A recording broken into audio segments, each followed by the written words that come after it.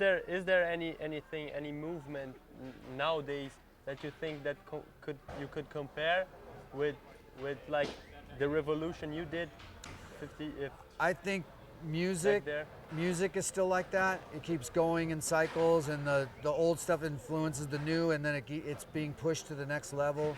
Um, like surfing still is progressing and getting just more incredible. Like guys are riding bigger waves and doing just more incredible stuff, riding like places they never thought were rideable before. Um, Back to snowboarding, guys are going helicopters, jumping out of helicopters, doing crazy stuff. I'd say a little bit of everything, but I really think with some of the things that I love are like art, music, and fashion, and still being pushed. Guys like even like a John Galliano or whatever, or like just bands like Metallica or a band like some of the newer bands that are coming out and stuff. That like I even just heard a record by Sade. She did their first record in 10 years, and it was just amazing. And things like that to me, it's so beautiful to hear like somebody put their heart and soul into something, and whether it be completely like something that breaks the barriers, or whether it be influenced and kind of go back to the grassroots of something. I think it's just that expression. Like I listened to this record over and over and over, her record, the Sade's new record, and I just am touched by it because it's so beautiful. And I like punk rock music too. I love the old Clash stuff, and I love how kids are being influenced by the old punk rock bands and starting their own bands. And kids love like bands like like Green Day, and kids like are still listening to like Black Sabbath, and they're still listening to Nirvana and like all this stuff. And what it does is it just helps everybody express themselves. That's your little buddy. He has a little friend I saw here. you looking at But it. I'm going like, that thing better not jump on my face. But Or his nose. yeah, just music is a beautiful thing, and I see it in music a lot, and in fashion and in art, and a lot of things like that. Great. Anything where there's no rules. Yeah. Just expressing yourself on your own terms. Yeah, the pleasure of doing it and discovering new things. Yeah, team sports. There's some team sports that I'm enthusiastic about too, but sometimes the rules get in the way. Sometimes there's too many rules and too many other people you have to depend on. But I'm a big soccer fan, and I'm a big basketball fan. And I love to watch a really good team. To me, is a thing of beauty also, though. That's really cool. But everybody knows their position, and and then they have a good coach, and then you just see like I say, like the Lakers, just incredible to watch, or the Brazilian football team. It's amazing, when they're playing. The synchronicity, it's like being in a band. Everybody knows their place, and it just is magic. And when you skated all together, you think you were this team, everybody skated better? Back in the 70s, yeah. I think the Zephyr team is probably the best skateboarding team there'll ever be. I don't think there'll ever be a team as naturally talented as the Zephyr team, and especially Jay Adams back in the day when he was a kid. Just a natural talent that just what he did is just no thinking, just spontaneously and organically staying in the moment. Exactly. We're back to staying in the moment. Yeah, that's the secret. The secret to life really is to one day at a time just learn to have equanimity in your life, which is balance, and stay in the moment. It's the Buddhist way. Yeah, I know, but it's hard to do it. It's not that hard if you just give yourself the time and the discipline to basically have some sort of serenity in your life, which comes with learning to have love and patience. Because it does work. It works if you work it. Just got to keep working it. All right, I will. Yeah. You talk a little bit about the Brazilian football team, but what do you think about the Brazilian skaters? Do you think that Brazil is a good skating nation? Is there Definitely. this Brazilian style? Does this Brazilian style exist that we hear about? Yeah, they're very aggressive, but they're also, the Brazilians come out of like some very hardcore neighborhoods. Not a lot of the kids have a lot of material wealth, and I think that they're hungry, and that when they achieve a goal, that they really have gratitude, and the success that they experience is something that they really take to heart, and they're very passionate. Brazilian skaters are very passionate about not only skateboarding but life in general. They carry that just energy and attitude that is typical to Brazil and to this country. This is really cool. Yeah, it's a beautiful thing. It really is. I mean, they rub some people the wrong way sometimes because they're so aggressive, you know, and so in your face, you know, because in surfing they have a lot of problems, you know. They call them the Brazil nuts, you know, because they come over there and they do crazy stuff. But somebody's got to do it, you know. Yeah. Somebody's got to push it a little bit. You know, it's do the really crazy good, stuff, yeah. you know. So the Brazilians have there's a pie, you know, and their slice is getting bigger. The slice in the pie, you know, is getting bigger for Brazil. Yeah. Do you have any Brazilian favorite skater? Someone that I love the outstands? kid from this place right here. He's still a kid to me, Maureta. He's amazing. But my favorite, always foremost, always will be, always to me as a good friend and a spiritual guy and an amazing athlete is Bob Burnquist. I love that guy. I love that guy like a brother, you know. And Nilton Neves is also, Urena, he's just a soulful, just a beautiful person, you know, and he's an amazing skateboarder too. You know, but these young kids, a lot of them I don't know personally, but I watch them skate and I'm just touched by, you know, just their enthusiasm, you know. It's really cool. Because for me, I'm like the godfather now, so I can look at the little kids and go like, wow. You know, and I don't have to be jealous of that and I don't have to try and compete with it. I just go like, wow. You know, I'm amazed. It's really cool. Kind of proud? Definitely proud, definitely.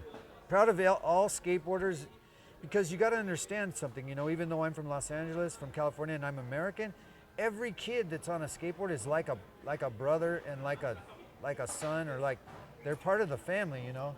Because skateboarders, we're just one big family, you know. It's crazy like that. You know, we always look out for each other. We're always trying to help each other. We always give a place to stay, something to eat, like clean socks, whatever you need. You know, if your board's broken, we help you fix it. You know, it's just, that's how it is, man. Yeah. It's meant to be that way. I wish more people in the world could follow suit like how skateboarders are with each other, you know? Skateboarder is really awesome, man. Definitely. It's really, Family. really cool. That's right. There's a lot of love and respect amongst us. And there's a lot of competition too, you know, don't get me wrong. Yeah. There's fights, there's animosity, there's the good and the bad, but that's just life on life's terms, you know. You just got to learn to live life on life's terms, and you can't control everything, you know. A lot of times we have to turn it over and just surrender and let a higher power take over, you know. For me, that's God, you know. I just call that higher power God, and he's the ultimate, you know, when it comes to, you know, my life is like basically to just surrender and just ask for guidance, you know, one day at a time, just ask for guidance, you know. Yeah. So that's why I get to come here today and skate, you know, and I'm the guy on MTV, that's me. You know, but no, He's really, the man. but really, it's a gift, you know, it's not, I don't take it for granted. I humbly accept my role in life because of the fact that this is what my life has led to since a kid to a man. This is what God does for me if I have a little bit of grace and humility. That's it. Cool, man. Now, Really, a hope- really big, serious question, Tony, that we are thinking. I thought that last question was a big serious No, question. this one is even bigger and even serious. Have you ever been invited to a pool party where there was actually water in the pool and you swam on it? Yeah, there's a couple friends of mine that have some really beautiful pools, and they don't, with water inside. yeah, but they don't put chlorine in them. They use salt water. There's a new really nice way of for the swimming pools, because I don't like swimming pools with chemicals in them. Yeah. Because I'm a surfer, you know, and I don't like the chlorine. It smells bad. It changes your skin and your hair, everything. It's just, I don't like the chemicals. But a lot of the guys now have saltwater pools. But So you we don't swim in think. saltwater pools. But you don't think what a waste. Oh no, I wear the goggles and I'm looking at the transition. They don't let you alone in the Okay, pool. that's right. Not No for way. long. Not for long. Not for long. Don't leave Tony in the pool by himself. And then you will come there and you will be skating it. Well, when we did the movie, The Lords of Dogtown, they had me go with the location guys with goggles, and I would look under the water to see what the If pool it's looked like. skatable or not. And if it looked good, they would come back, work out a deal, empty the pool, and then we'd skate it. If you said my pool in my house would be skatable, I will drown it for you to ride it, man. Well, the main thing is, in the movie industry, regardless of what we need to do, we've got a budget and we've got a goal. And what's going to happen is, if the pool's rideable, we're going to do whatever we got to do to work out a deal with the owner, get the pool empty, and ride. go it. in, skate it, and when we leave, We fix it up 100% so they can swim in it again when we leave. We just, boom, leave it exactly how we found it. Just like you did in the 70s. Well, we didn't use it, no. We used to do a lot of damage to the pool we skated in the 70s. But seriously, you know, in the film industry, I learned a lot about work ethic and really getting things done on a level to where, you know, you do things with respect, and you have, you basically do it with style, just like we do with skateboarding, and have respect for other people's property and stuff, you know. And back when we were kids, we didn't have much respect for the property. We just go in there, skate as hard as we could, destroy everything inside, and leave it that way, you know. So it's changed a lot, definitely. Yeah. Now a little short questions, like how you said cannonball. A ping pong. Yeah, it's a quick Q&A, very Quick answers and quick questions. What was the stupidest thing you ever bought when you had a lot of money and were young? Oh, That's a tiger. well, I think it was more the way I treated the things that I bought. I used to buy cars and just smash them up, and waste money on cars. I smashed up a lot of cars that I put a lot of money into, and I just had no respect for like anything material, you know. I didn't care. I would just go crazy, and next thing you know, $10,000 car, smashed up, totaled, no good anymore, and stuff like that. Oh, this is cool. I used to smash up other guys' girlfriends too. a little bit. See what was cool. not a- Trick you ever seen like today or back in the days? I really, there's a couple tricks that are pretty amazing, and some of the stuff I really like, hey big boy, is I like the way Dwayne Peters does a lot of his tricks, like when he'll land, like doing body jars and throw them into spins and stuff like that. I like some of the old school stuff, but I also was, I was there when Tony Hawk did the first 900. That was pretty impressive. The other thing is, like just when the guys do the loop in the pipes and stuff. I think Bob did Cool it. pipes. I think Bob did it switch stance Did it. one time. He the did cork- it and with the cork the top spin. off. Yeah, going like totally upside down all the way around. When I was a kid, I never envisioned anybody really being able to do that. You know, that was pretty amazing. Yeah, it is. And then I just love watching like big guys surfing like really big waves, just paddling into huge big waves and surfing. Gotta like, have balls. yeah, it Gotta just have balls. looks amazing, like beyond human, like, you know, like Superman stuff, you know. Yeah, it is. So Your favorite movie quote, like the Scarface or something like that. You have that. Scarface has some good ones, but I like in Talladega Nights when Will Ferrell, they're sitting at the dinner table and they go, "If I want Jesus to be a little bitty baby Jesus, gonna be a little bitty baby Jesus." I like the little bitty baby Jesus. The Babe Jesus. That's a funny one. All dressed in white. Yeah. Best non-pornographic magazine to jerk off. Oh wow, that's a hard one. Non-pornographic is that? Non-pornographic. That's a difficult one. I would say just Sports Illustrated swimsuit issue stuff.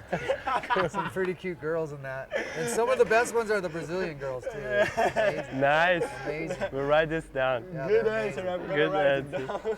Yeah, there's some amazing girls in that. Favorite dinosaur? Tyrannosaurus Rex, man. Yeah. T-Rex, he's the king. He's the king, man. Yeah, and I like that band too, T-Rex. T-Rex is good. Great The band. Children of the Children Revolution. of the Revolution. You guys, man, the Children of the Revolution. All right, I think Yeah, that's it, man. That was the best part of the interview, the short questions. Keep going, that was good. Dude, Yeah, more I questions. can't say how thankful I am. Thank you. It's a great honor having Obrigado. you. Obrigado. Thank you, Tony. It was I a just- really big pleasure. And I just wanted to say thank you to the whole country and all the skateboarders and surfers and all the people for the years that have been host to all of us Americans that have come down here and have had the opportunity to be immersed in the Brazilian culture. You know, the people of Brazil to me are like very spiritual and very dear to me, and like I'm just really happy that I could make this trip back and just live amongst the people and be like basically as Brazilian as I'll ever be. So